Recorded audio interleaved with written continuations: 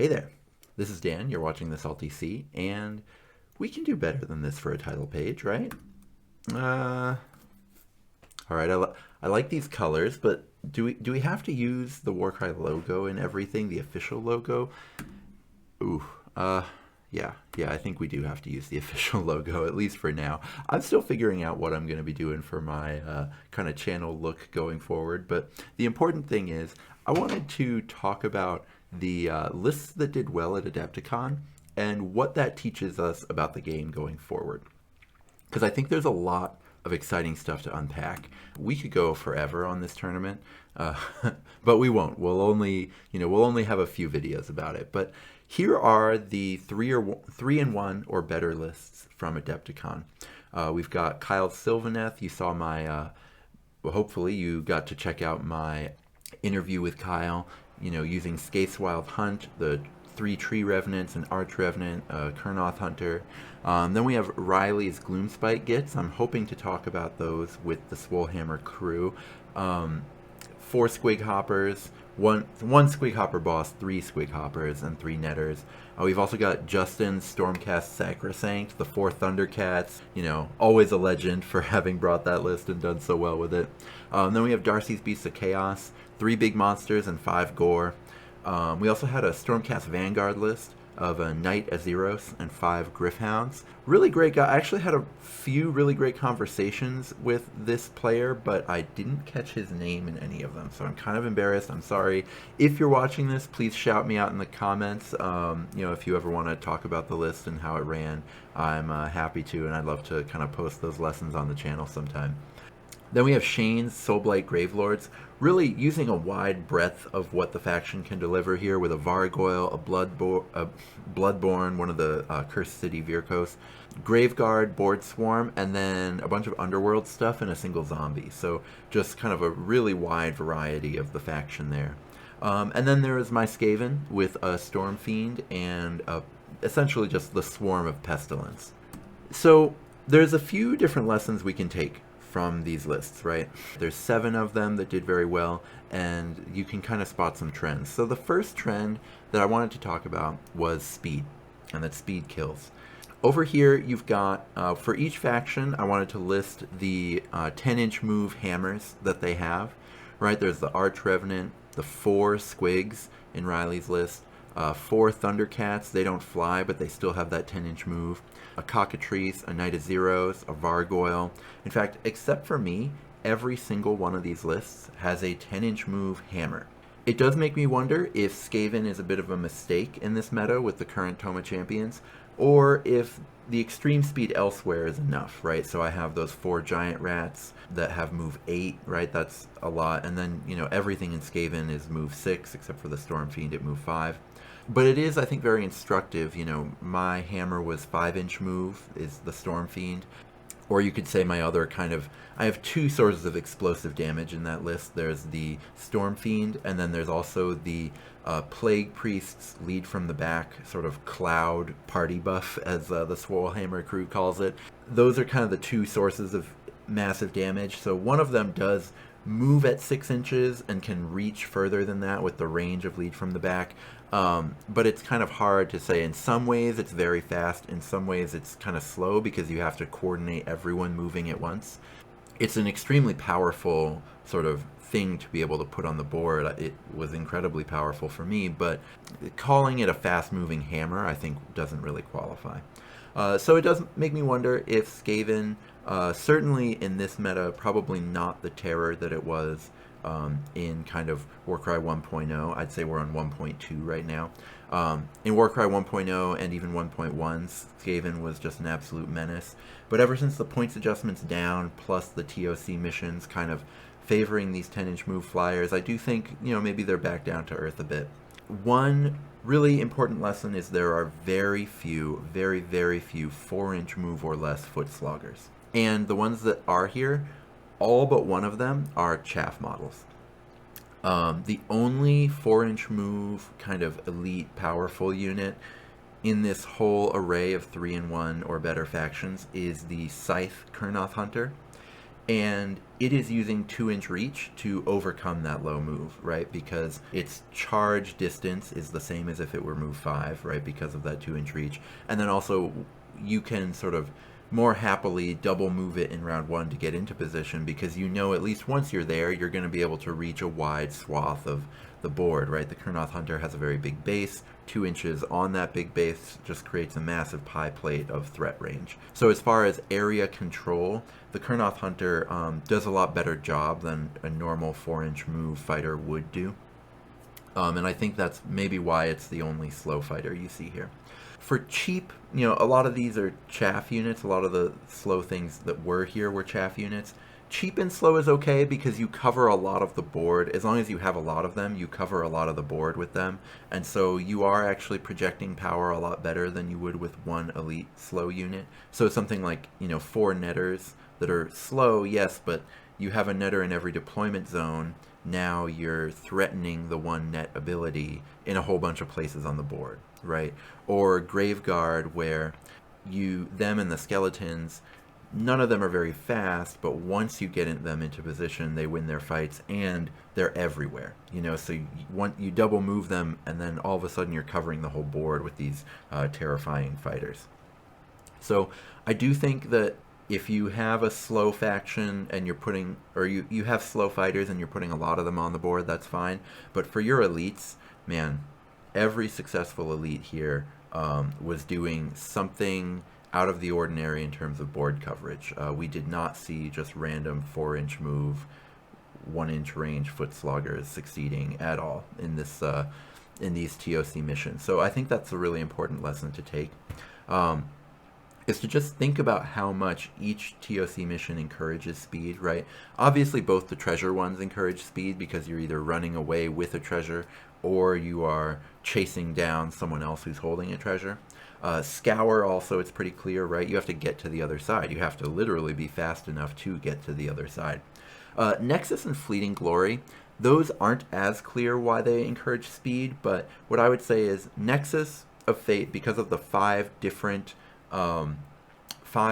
objectives, that's just a lot of the board. You can win Nexus of Fate with a slow warband if you just go, here are the 3 objectives. I am going to win each of these 3 objectives, 3 out of the 4 rounds. And you can win Nexus of Fate with a slow warband that way. But the reason that you're still at a pretty big disadvantage is that the fast warband can threaten all 5 objectives while only fighting 3 of them, right? So the second you leave one to put more power into a team fight, a faster warband can then just go claim that objective that you've left in a way that a slower one wouldn't be able to. So, that one, I think, even though slow warbands can compete, it still favors speed a little bit. Same with Fleeting Glory, right? Fleeting Glory, because of the way you burn objectives in Fleeting Glory, a fast warband has the luxury to burn a contested objective and then all just retreat off of it to go win the numbers game on another objective in a way that a slow warband can't. Again, if you're slow, you can win Fleeting Glory. You're not out of it. But your fast opponent just has at least one tool in their toolbox that you do not have. Trophy kills is all about power projection and picking off the few weak links in your opponent's kind of chain, or just kind of putting the fight, basically picking fights that you will win. And the fast warband gets to pick the fights. Now, again, this is one where a slow warband can win trophy kills, but is just on the back foot the whole time, right? Because the faster, more projection-oriented warband is setting the tone. It's also slow warbands on trophy kills against ranged warbands, gunline warbands. They just can't do it. Whereas a fast warband can actually kill a gunline warband on trophy kills. Trophy kills being the one where gunlines are really good.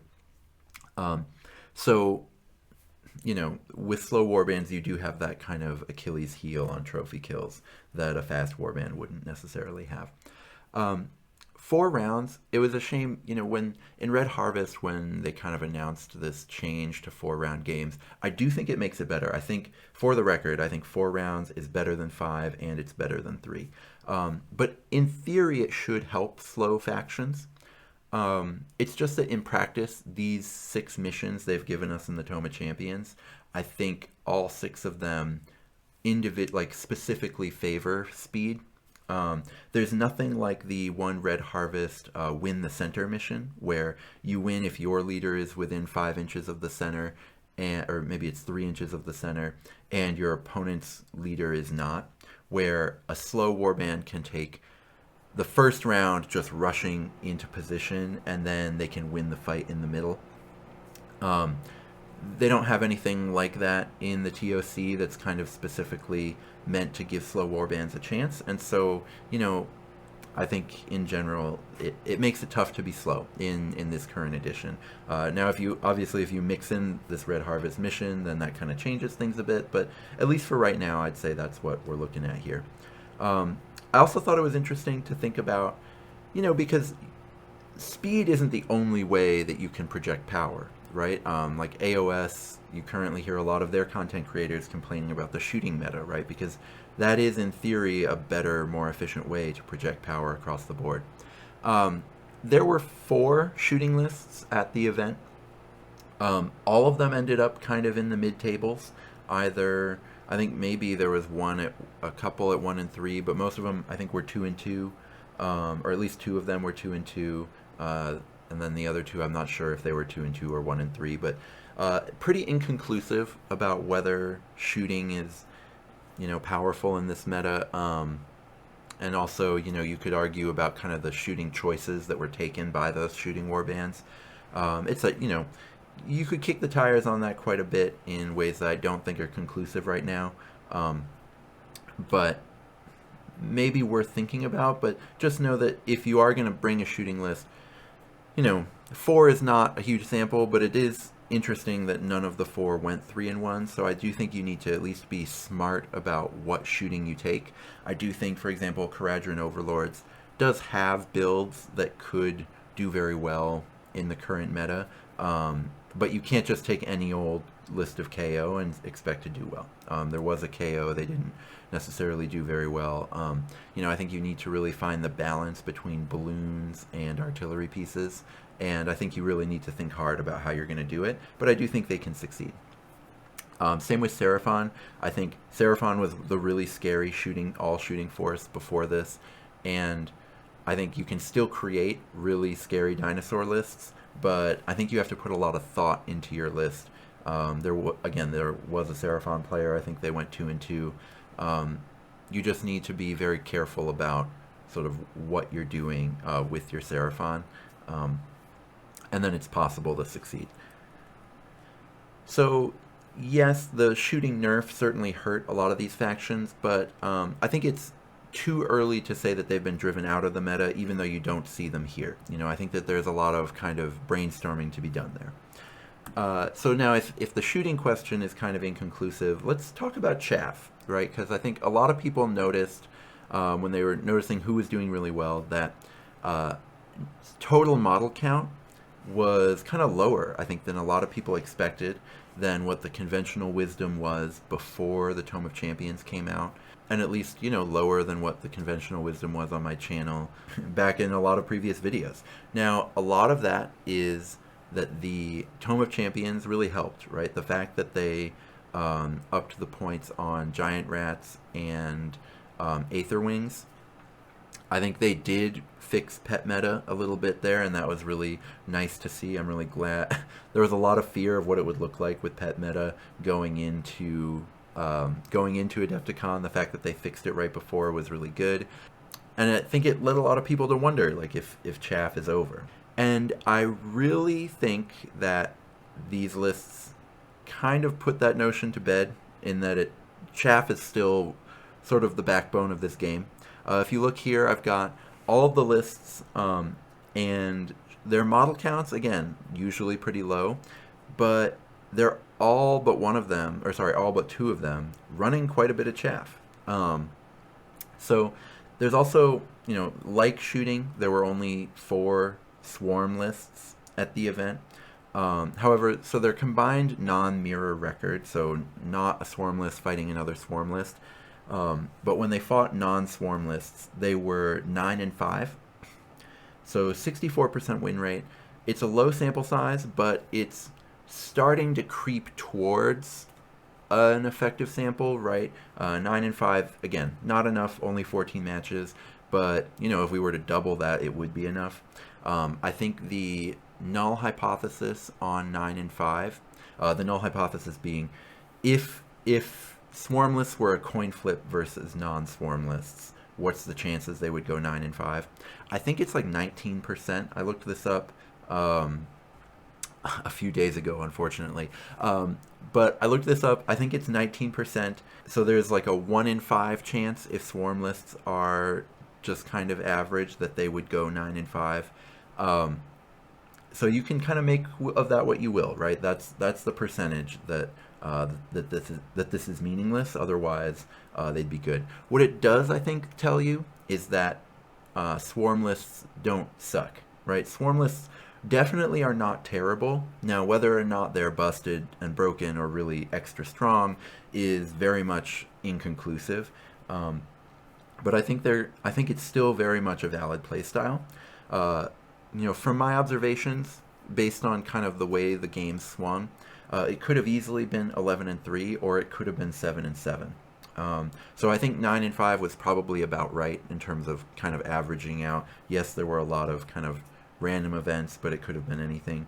Also, both of the Soulblight Gravelords lists from day one that ended up 2-2, both of them were 2-1 going into trophy kills, which is probably SBG's weakest mission. So, well, maybe the treasure missions if you don't have a Vargoyle, but either way, trophy kills is one of their weaker missions, and both of them were 2-1 going into trophy kills, so easily could have been 3-1, with a couple different dice rolls. I'm inclined to say that 9-5 record is about right for them, but I just wanted to put all this up here so that you could make your own conclusions. I'll say, at least for my personal experience, my Plague Monks were my MVP. They crushed everything they faced, basically, except for Graveguard. I met Graveguard on Fleeting Glory, where I think they're kind of uniquely positioned in that mission to beat Plague Monks. I think overall, Graveguard and Plague Monks are kind of on a similar level. I think maybe Graveguard with that huge damage output might be a little bit better, but they're very similar. But yeah, within my list, the Plague Monks were absolutely the MVP. I do think I felt the impact of the nerf to Giant Rats quite a bit. Just paying 20 extra points on my 4 Giant Rats made it so that, I played 2 games against people who couldn't kill the Giant Rats effectively, or sort of efficiently, and I easily won both of them. And then I barely won one of them, but then one of them was easy to win.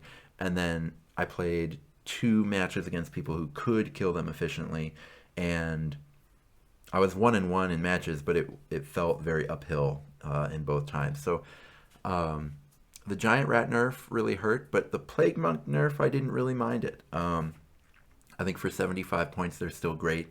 So maybe Super Chaff, I would probably go down to 3 Giant Rats if I could make the numbers work out well. But Plague Monks, I would want to go to more than just 4 Plague Monks. I kind of wished I had more of them in my list. So I would definitely say that high model count warbands, still very viable, still very good in this kind of new world. And it's important to note, right, even the lower model count warbands, they were still running chaff. I think the 3 netters in that Gloomspite Gits list were really important. Sylvaneth using the 3 tree revenants, got a ton of value off of those, ton of value off of using all the small people from Skaith's Wild Hunt. Beasts of Chaos using those 5 gore to run around. So absolutely chaff is still important. But this is not for me to discount all the people saying, hey, but look at the low model count warbands. Because the balance of power has shifted, right? So yes, chaff is still good, but you can get away without it. The deployments are more balanced. So for example, you can't just overload your shield. So it makes it harder for certain types of chaff warbands to kind of count on a board flood near the objectives round one because I've overloaded my shield, right? Something like that. It also, the 4 rounds, I was talking before about how it was supposed to give slow warbands a boost, but didn't because of the ToC. 4 rounds is also supposed to give tough warbands a boost, and I think it really did. I think absolutely, if you look at the success of the 2 Stormcast lists, I think it did. If you look at the Gloomspite Gits running Squigs, now I know Squigs aren't exactly super durable, but they are, they are reasonably tough to kill compared to the rest of Gloomspite Gits. I think that that's clear with the 4 rounds. I think Sylvaneth, that Kurnoth Hunter, would have done a lot of work, right? Beasts of Chaos having the very difficult to kill monsters was really important. So durable threats are better now than they ever have been. Especially any fast anvil, right? So like, because fast hammers have always been good, but now fast anvils are also good. And what I mean by that is a defensive unit that's not expendable, right? So an anvil, you want to be able to, and especially a fast anvil, right? You move it across the board and then you're sure that it won't die just because you moved it and overextended it, right? You do hope that your anvil can go toe-to-toe with a hammer unit. Even if it doesn't do as much damage, hopefully it can kind of make up for that by being more durable.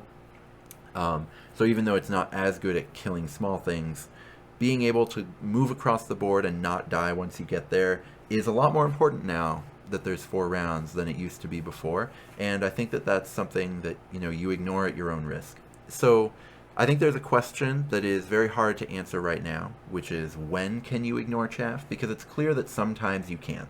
Even though I think it's also very clear that chaff is still very, very good and something you really need. Sometimes you can get away without it. Both of the lists without it here are Stormcast. But I think you can do it with other factions. You just need to make sure that you have speed and power. Speed, you need to be able to cross the board quickly without chaff. Chaff, even when they're slow, like I said before, chaff cover the board on their own just by there being so many of them.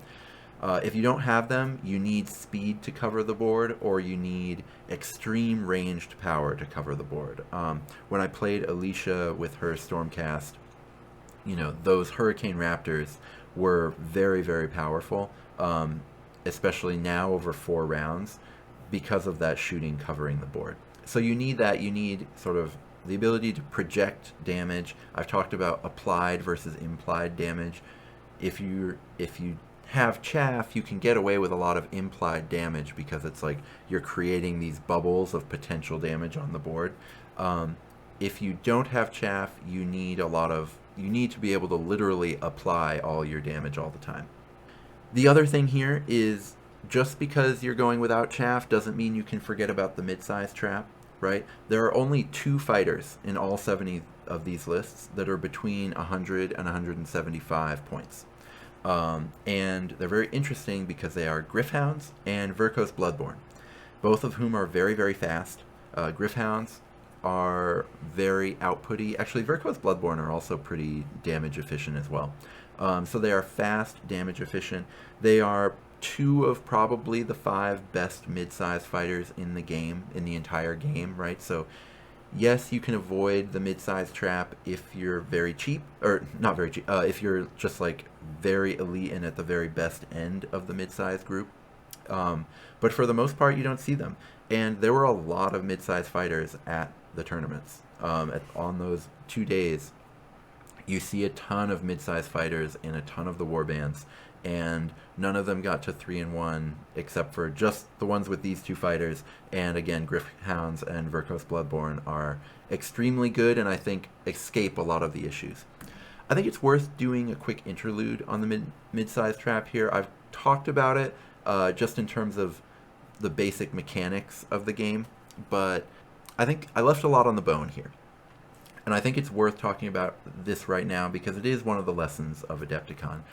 I want to do a very quick detour into Magic the Gathering. LSV wrote an article in 2009 called The Meaning of Midrange and Why It's Terrible. Because at that point in time, mid-range decks were a thing that a lot of people wanted to make happen, much like I hear in Warcry, and they were awful. They were just unplayable, and he gave a lot of really good reasons why they were unplayable. Shouts to Lucky Paper Radio if there's any Magic the Gathering Cube fans. That's where I found out about these two articles. 4 years later, Paulo Vitor Damarosa, he is one of the best Magic players of all time. Same as LSV is one of the best Magic players of all time. Anyway, PVDR writes in 2013 a whole guide to mid-range because mid-range was dominant in every format, and he wanted to talk about why mid-range was amazing. Is that because, is one of these people wrong and one right? No, right? In those 4 years, now whether Magic R&D read LSV's article or whether they were already thinking about this independently, their design philosophy, the types of cards they talk about, changed. And when you looked at sort of the cards and the reason LSV was talking in 2009 about why mid-range sucks, all the cards that PVDR is talking about in 2013 about why mid-range is amazing, well, most of those were actually printed after 2009, right? Because the game changed. When you start creating a strategy game, the poles are usually going to be advantaged, right? The power in these games tends to come from pushing the boundaries of the game, and the boundaries are usually going to be at the edges. There's also sort of, in Warcry, we can start relating this to Warcry now. A few people have done a lot of work to figure out what the pointing algorithm is for Warcry, and it is linear. The amount of points you pay for a given attribute, you just pay for the attribute, which, that leaves a lot of value on the table both for cheap and for expensive models because, for example, the power of flight is more valuable when you are flying a more valuable, like when you are delivering a larger piece of power to an area, right? Flight is more valuable on really big things or on really small things where you are covering the entire board with your flight. Things like that have a different amount of value at the edges than they do in the middle. And so a linear pointing algorithm is bound to undervalue them at the edges. This also means that it's kind of dangerous sometimes to bring on a list to try to take on all comers, quote unquote, because all comers means very vastly different things, and I think you kind of want a more proactive strategy than that. However, I want to talk about why the previous few statements I just made are going to be wrong, probably pretty soon. The reason is designers, they don't listen to me. I don't think any designers watch this show, but they do listen to someone, whether it's Facebook, whether it's their own testing, who knows. They do listen to someone, and designers figure out the reasons why the things that are weak in the game are weak. And if they want them to stop being weak, they generally know what they're doing, right? Like, there's a reason why so many of the fighters that are really good in Warcry are really bad in Age of Sigmar, right? It's because they know what they're doing. They know what makes certain fighters powerful and certain fighters weak. They will probably figure out a way to make mid-sized fighters better in future editions, right? Whether it's by changing the points, whether it's by changing the way they do abilities, because that's a big reason why mid-sized fighters are bad. They will change stuff. That's going to kind of move around, right? Because none of this is set in stone. Nothing that is inherently a part of the game right now has to always be inherently part of the game forever. What this means for you, if you're going to prove me wrong and try to make an all mid-sized fighter warband, you need to make sure that your mid-range list, quote unquote, can simultaneously clear chaff and outmaneuver / bring down elites. And it has to be on a point-for-point basis. It can't be you create a magical Christmas land thing about how you took down this Stormfiend. You need to take down this Stormfiend with 280 points or fewer of things while also being able to deal with the giant rats. You need to take down this Vargoyle with 240, 250 points worth of things and also defend yourself from the Graveguard while while not spending too many points on it. You need to be able to have an answer for this Doom Bull and a way to outnumber the Gore on objectives at the same time. remember, mid-size model counts are succeeding. They're just not doing it by including mid-sized units. So again, a great thing for anyone who wants to prove me wrong is to kind of sink your teeth into this mid-size trap and figure out how to fix it. I do think, I was mentioning KO before actually. They have mid-sized artillery pieces that might be kind of interesting for figuring that out. Okay, the next lesson is the gatekeepers of the format. So 2 factions, essentially, were far more represented than any other, were Stormcast and also Untamed Beasts. So let's kind of talk about why. I'm going to start with Untamed Beasts. There are a ton of them in both competitive tournaments. In the narrative tournament, there was a ton of Untamed Beasts, and they were doing pretty well. None of them made that 3-1 metric, but there were a lot of 2-2. I know at least one person went 3-0 with Untamed Beasts. Shout out to Brian, who I played against, and I lost to when we were both 2-0. So that was in the narrative event that Untamed Beasts went 3-0. They are the intro faction to the game, right? Them and Iron Golems. They are really good in Age of Sigmar. So a lot of Slaves to Darkness players, just a lot of Age of Sigmar players have multiple boxes of Untamed Beasts because of how good they are in AOS.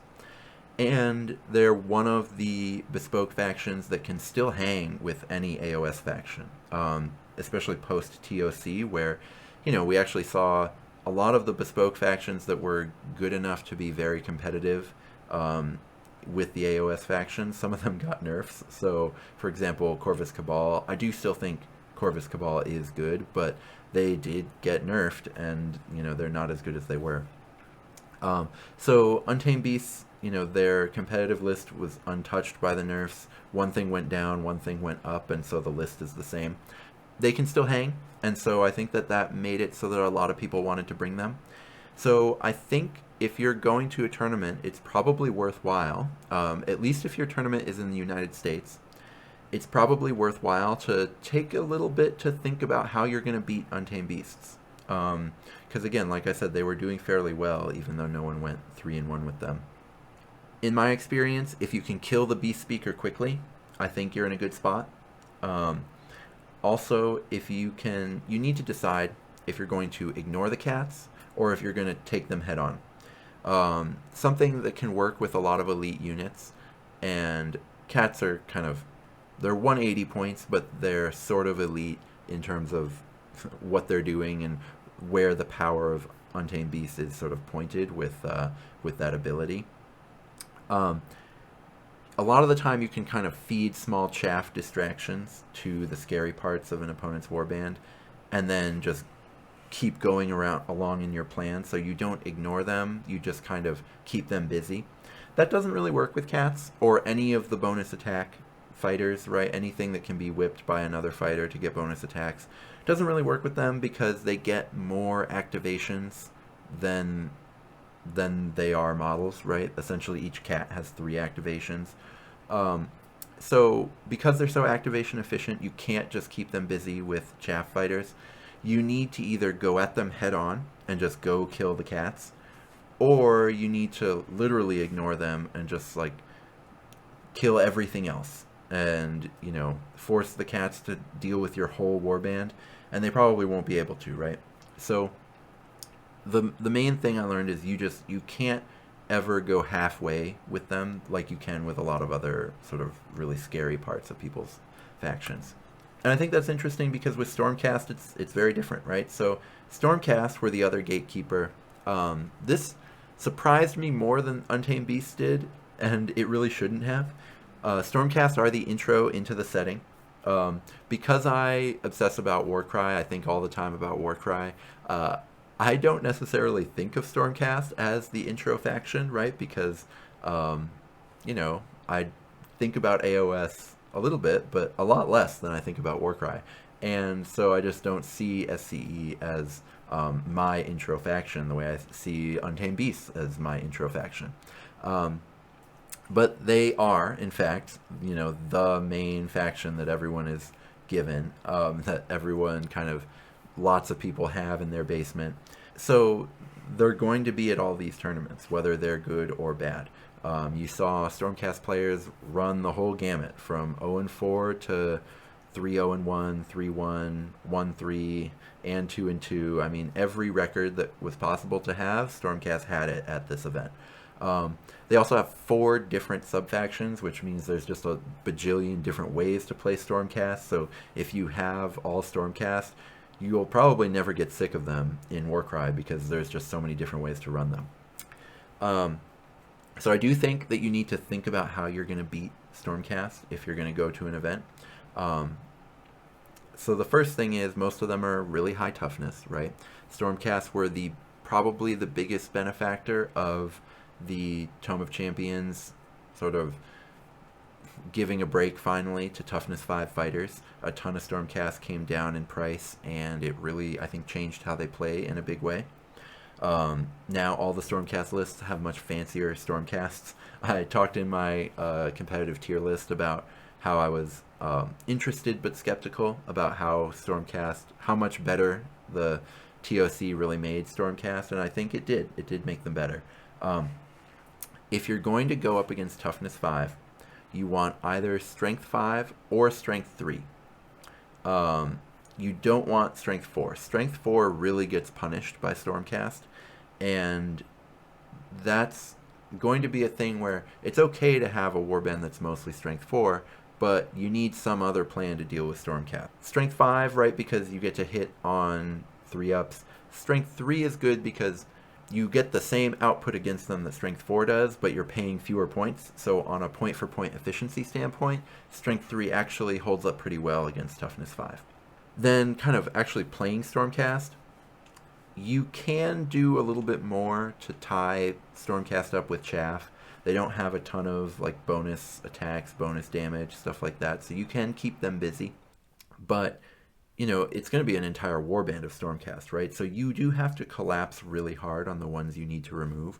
I noted a few conversations with people talking about how they didn't commit to killing Stormcasts when they needed to, and this was true of a few sort of high toughness, high wound fighters in general, was people were noting that you really need to commit to killing them if you need to kill them. You can't be like, okay, well, I guess I'll fight with this person who's already in combat with them, but otherwise I'm going to choose other priorities. I'm going to try to keep away from them. You'll get there eventually if you really commit to it. The other thing is, if it's not something that you can just collapse on and kill with Stormcast, you need to try to stay out of reach, hide, right? Tie them up with your cheapest chaff models, and then you can collapse on the ones you really need to kill. So for things like objective missions, go on to the objective, but be as far away from them as you can while still counting, things like that, and then you'll beat them on numbers. Or just like go straight in, put so many chaff in front of them that they just can't kill them all, and then you'll start out activating them later in the round and just like piling on the damage onto them. So, you know, I do think Stormcast have gotten a lot better. There's certainly ways you can go after them, but, you know, if you're testing for your next event, I would test against a Stormcast list using, you know, a lot of the fancy Stormcast, right? A lot of the sort of 4-inch move, 3-inch move, ground-bound Stormcast need support in order to exist, but there's still a lot of fast Stormcast. There's a lot of ways to run Stormcast powerfully, and I would test against those, definitely, if you're going to go to a tournament. We also have a lot of kind of more abstract takeaways. And this is where I think it's worth it for me to jump in here. Here's future me, or still past me to you, but future me to when I was recording before. Just to mention that I recorded a video about how to build a solid Warcry list about a month ago. I'm actually pretty proud of how many of the lessons from that video seem to hold true here, other than, you know, a few of the surprises like these all elite lists. So, you know, for a lot of fundamentals underpinning for the lessons that we're talking about here, I think that video is definitely a worthwhile watch. And so the first one I want to talk about is kind of the sort of blank rubric for how to build a competitive warband, right? I think, you know, in previous editions of the game, I would often kind of start my warband by building with two like heavy hitters, and then try to flood the board with as much chaff as possible. And, you know, when I've recommended lists, things like that, that's usually been what those lists look like. I think now the standard template really is to have 3 mobile threats. They have to be mobile, and then a bunch of chaff. Slower threats are okay, but they have to be amazing, and you have to at least have 1 really mobile threat. It doesn't necessarily have to be 10-inch move, but it's got to be at least, you know, 7, 8. You know, 6 is maybe possible, but then you'd want 2, right? And I think if you're in doubt with a given faction for how to build them, I think the first thing you look at is, can they put together a list that is 3 threats and chaff? And then, you know, if you want to kind of build them competitively, I would say that's what you're going to go for. Doing it this way, it lets you contest objectives.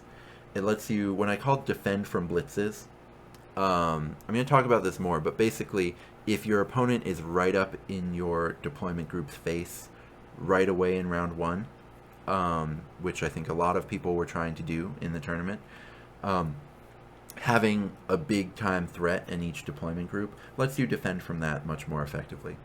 It also lets you kind of project power all around the board, right? By having 3 really scary threats, there isn't a place on the board where, you know, at least every deployment group has one, so you are scary in every area. And it also kind of avoids auto losses, right? So it used to be when you could count on, you know, your shield is going to be there 80% of the time, so you could front load your shield, you could avoid auto losses without having to respect necessarily your other warbands. Now, with it's more balanced, it's, you know, sort of very similar likelihood of all of them to be on the board. The need for a threat in every deployment group is much greater than it was before. So you still want to have numbers, and you want to have threats all around the board, kind of spread out. So that's why I would say that this is officially kind of the standard template now, is 3 threats and chaff, at least until, you know, further notice, until we see kind of other changes there. However, as is very clear from those successful lists, you can do it other ways. So there were all elite lists, there were very swarm lists. So if you want to buck that trend, that kind of standard list building template that I'm creating here, you absolutely can do it. You just need to keep certain things in mind. So if you're going to play an elite composition, something like Stormcast, something, you know, other factions can do it too, right? You could have it with Flesh Eater Courts, with all, you know, various crypt horrors, the various monsters they have. You need a plan for how you're going to reduce an 11 fighter warband to a 6 fighter warband within 2 rounds. What that is generally going to mean is, if you are playing an elite composition, you need to have 40 to 50 applied damage. It has to be applied in 2 rounds. Now, when I mean applied versus implied, I mean you have to have a plan for how you are going to put all of the damage anywhere you need to put it at all. I would say 11 inches threat range is the absolute minimum that you get to have here, and still say that you are reasonably applying this damage. Now, again, this is just for elite comps that really need to worry about this, but 100% it is something you need to be able to do, or else your elite composition is not going to win. So when I think about some elite fighters, or these are actually mid-size fighters, but sort of fighters that would be part of an elite comp, like Fleshhounds or Fiend Bloods, only the first 2 of these have high threat range, right? Because a Fleshhound, it moves 8, and then you use a double, so that if something's within 6, you get a bonus move to go get to it, and then you can attack, right? So a Fleshhound, your first 2 Fleshhounds, right? It's pretty easy to have 2 doubles if you want. Your first 2 Fleshhounds absolutely have this 11-inch threat range minimum. So you are getting this applied damage very effectively with your first 2 Fleshhounds. However, after that, it doesn't really work. So I would not be able to endorse like an all Gorehounds and Fleshhounds warband, because, you know, only your first 2 are really passing this threat range test. The same is true with Fiend Bloods, right? They move 6, then if something is within 6, they get to get a free move against it, and they get to attack it. Your first 2 Fiend Bloods, incredible, right? Your third Fiend Blood is a lot worse than your second Fiend Blood, if you're in kind of Slanesh Sybarites, something like that. So I think that that's... Now, you can still play 3 Fiend Bloods if you also have healthy numbers elsewhere, right? Same with Fleshhounds. You can absolutely play 3 Gorehounds, Fleshhounds if you have healthy numbers elsewhere. It's just if you're going to spam elite units, right? Only go all elite. You really need to think about how your abilities matter here. The same being true, right, with Gryph-hounds, right? Those first 2 Gryph-hounds are absolutely have this 11-inch threat range, and then the others don't, right? So, you know, if you're running that Knight of Zeros 5 Gryph-hound list, you are kind of getting there, right? Because you have 3 11-inch threat range fighters, right? But you are really relying on them to do all the input early on, and then the others aren't going to be there until round 2. So that's something that's just important to think about, is how you're going to get the damage, where it needs to go, because you have to be the one dealing it, because you're going to lose on all the kind of mission points until you manage to lower your opponent's numbers, until you manage to catch up that way. However, you can do it. The other thing is you need to be able to escape danger. So swarms kind of have this invisible durability where you deal 8 damage to a giant rat.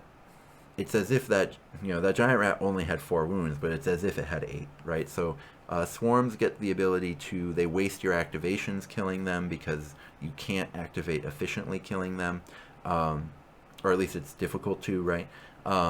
Or you overkill them, and then you're basically not getting, you're not applying all of the output that you have. And that's really powerful for swarms on objectives and things like that. You need to have actual durability. So if all of your elite warband is all glass cannons, you just need to be aware that that can go really wrong for you really, really quickly if you're not extremely careful, right? So you need to be able to escape danger. You know, talking with Justin about his all Thundercats list, and also playing against Shane's Vargoyle, it was very clear in both times, right? Justin would talk about escaping with single-digit wounds all the time, and then later on jumping in and finishing something off and getting more value that way off of his Dracoline, right? I left Shane's Vargoyle on just 2 wounds and didn't get the kill there, and that would have affected the game if we had been able to finish our game. So you absolutely, with your elite list, you need to be able to think about how you're going to escape danger. This is, again, a thing where speed is very, very important, so that you can escape and then go back in later when you can do it safely.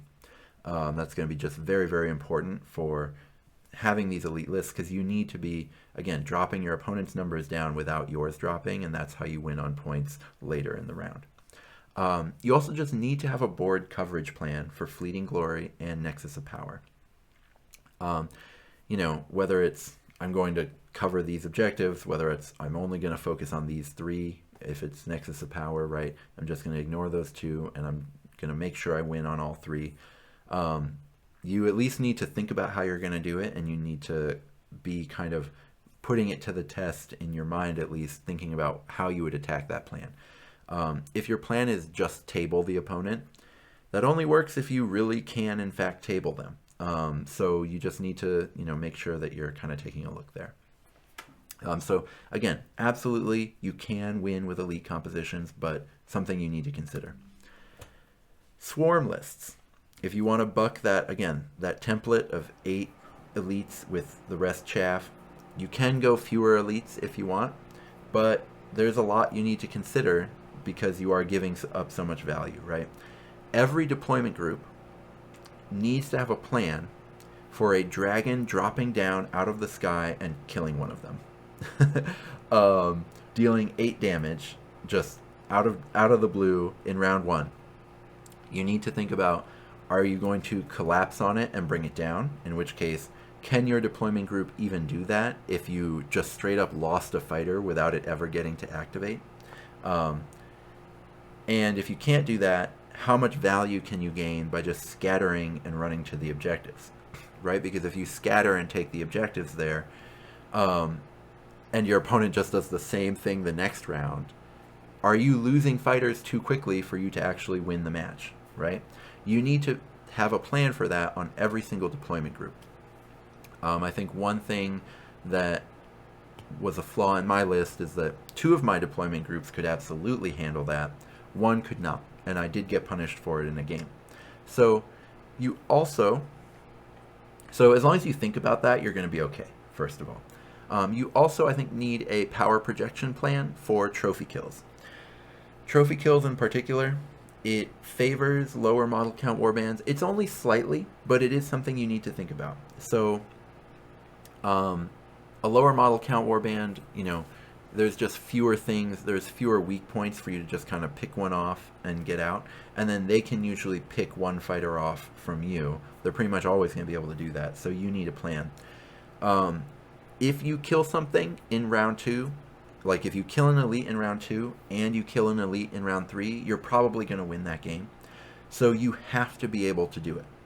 You have to be able to get a kill round 2 and round 3 against an all-elite warband.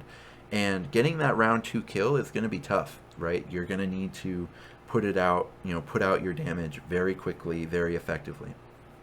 You know, your dagger is the one that's in the thick of things in trophy kills, I believe.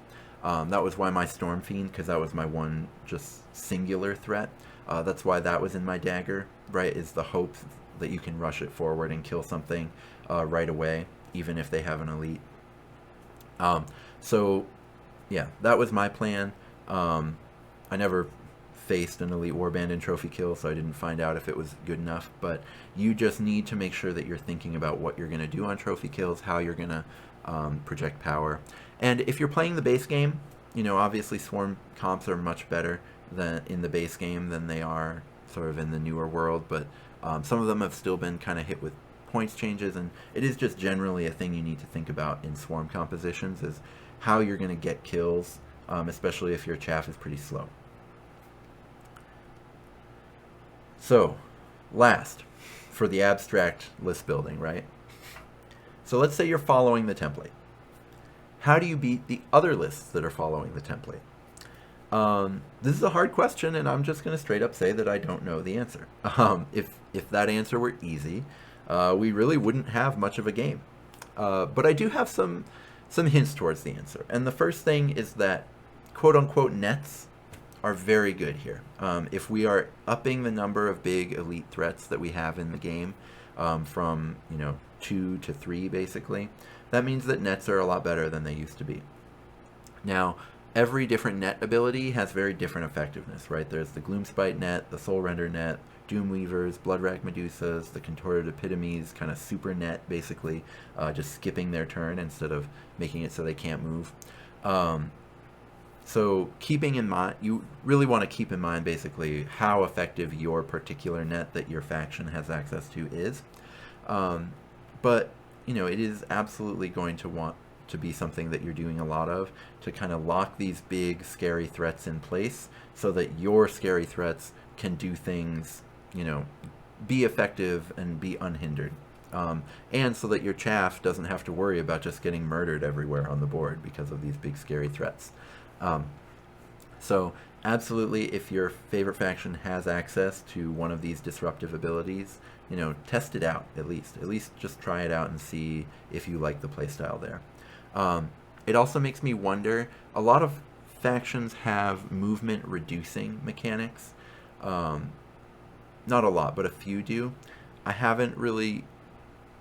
People hadn't really gotten a ton of value out of them. At least there weren't a lot of people talking about them generally before. Part of it's because a lot of those abilities are on specific fighters that aren't very powerful, but this kind of new world does make me wonder, right, because we're seeing so many of the successful lists have really fast hammers, that if dropping their movement, would it be effective or not? Who knows? But I think it's absolutely worth testing. It's something that I would suggest everyone out there who has one of these pieces at their disposal, I would say try it out and see if it's good. This is definitely something in the coming months we're going to be kind of finding out, is if this is a legitimate sort of solution.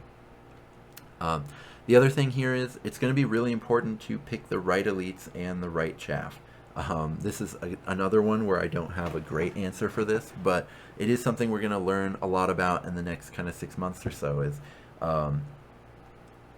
what is the relative value of taking an elite that's good against other elites versus taking an elite that's good against chaff, right? On this channel, I've generally hyper-valued elites that are very good at efficiently clearing chaff, right? Anything that one-shot kills a chaff unit on the average roll, something like that. Those are obviously still good. People are still running chaff, and a lot of the time being able to one-shot kill chaff units means you also just do a lot of damage in general. But a lot of the elites that I kind of highlight for that ability, their damage degrades very quickly against toughness 4 and against toughness 5, and toughness 4 and 5 fighters, they're not going to be everywhere on the board, but they are going to be more common than before. So I think it's worth thinking about, do I want to take 3 elites that are good at killing other elites? Do I want to take 3 elites that are good at killing chaff? Do I want to take a mix of some that kill chaff, some that kill other elites, and then I want to be thinking about how I'm going to apply those in game, right? That's a lot to think about there, and I think how you compose your list and how you pick deployment groups is really going to matter once you kind of figure out what balance there you're looking at. And, you know, not every faction gets to make those choices, but some do, and when you do get that option, like, say, with Beasts of Chaos, where you have a lot of different monsters to choose from, you know, picking the right monsters is going to be really important. So that's a whole lot of lessons to learn from Adepticon. Really exciting. I just want to give a huge thank you. If you're still watching, please hit that like button, consider subscribing if you haven't already, and consider joining the Patreon. I'm really excited. If you saw my channel update, I announced kind of what's up with the Patreon. You can definitely check it out. I would love to see more people join, and I am incredibly thankful for the people who did join so quickly. I'm recording this about a day and a half after launching it. Everyone on screen, thank you so much. JJ and Justin for kind of going at a really higher tier level. Thank you so much. If you don't know, JJ was the one who had the Kagra's Ravagers at Adepticon. I'm running them in both the competitive and narrative. In competitive, going 2 and 2, pulling off the combo several times. Justin is, you know, the absolute legend who brought Thundercats. But thank you to everyone, right? I incredibly support, or sort of, I'm incredibly thankful for everyone's support, all of the kind of encouragement that I got after that video. I'm really excited to start collaborating with all these folks and kind of hearing their ideas for where they'd like me to take the channel. Yeah, everyone here, really amazing. Thank you so much. Thank you for all the support, and yeah, I will be back with more Warcry videos in the future. And until then, may all your rolls be crits.